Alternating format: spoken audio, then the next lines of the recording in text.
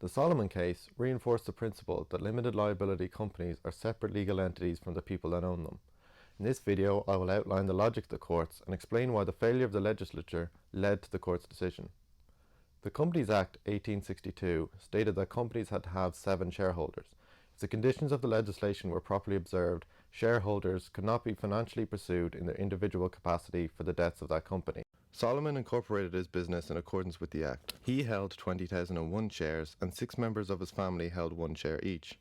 The company ran into financial trouble and the mortgagee put it into liquidation. Salomon argued that he was a secured creditor who should be paid in priority to unsecured creditors. The Court of Appeal held that the Companies Act only allowed incorporation of businesses that have independent bona fide shareholders with a mind and will of their own.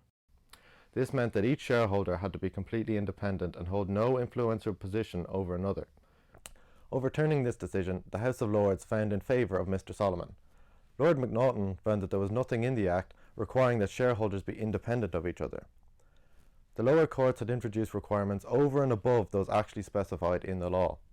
Lord Halsbury drew attention to the internal contradiction in the decision of the lower courts, reasoning that either the company was a legal entity or it was not. If it was, the business belonged to it and not to Mr. Salomon.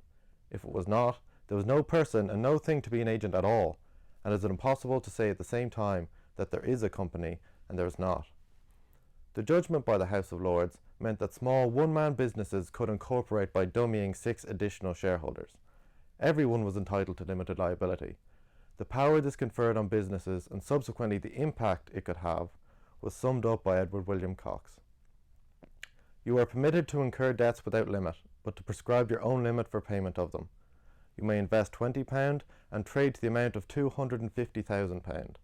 If you succeed, your profits will be enormous. If you fail, you can lose only £20. The rest of the loss will fall upon creditors. You are placed by the law in the advantageous position of a man who has everything to gain and nothing to lose. To find out how the House of Lords came to this conclusion, we have to rewind 30 years to the Select Committee on the Companies Act 1867. The committee was set up to review limited liability and recommended reforms in light of Overend Gurney and Company's collapse. Overend Gurney was a bank that owed today's equivalent of approximately £1 billion and resulted in the downfall of over 200 other businesses. However, the shareholders were not held personally responsible for its debts because they had recently incorporated the business, just like Mr. Salomon. As a result of this injustice, some members of the Select Committee were sceptical in allowing limited liability to continue as a corporate form. They saw it as immoral, a sort of commercial gambling, free rein to do whatever you wanted. A bit more optimistically, Edward Watkin wanted to reform the system. He argued that shareholders should have limited liability, but the directors should have unlimited liability, such as in France. The level of liability would be based on a person's level of activity within the company. He wanted a total separation of ownership and control. This is one of the biggest problems we have trying to prosecute modern companies. Unbelievably, Robert Lowe, one of the authors of the Companies Acts, was fighting to keep limited liability exactly as it was. In a debate regarding the bill, Lowe was asked if he knew that a single incorporator could dummy 6 shareholders to have, in effect, a one-person limited liability company. He dismissed it, stating that the market will decide. It seems that he suggested the business community itself would dictate whether or not this would be acceptable and appropriate.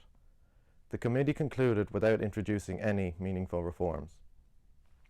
In concluding on this evidence, it is clear the legislature was aware that small companies were incorporating under the 1862 Act, when this was not specifically envisioned. It is also clear that they gave up their legislative function in specifically failing to answer the question, was it or was it not permissible? This meant a decision by the courts was inevitable.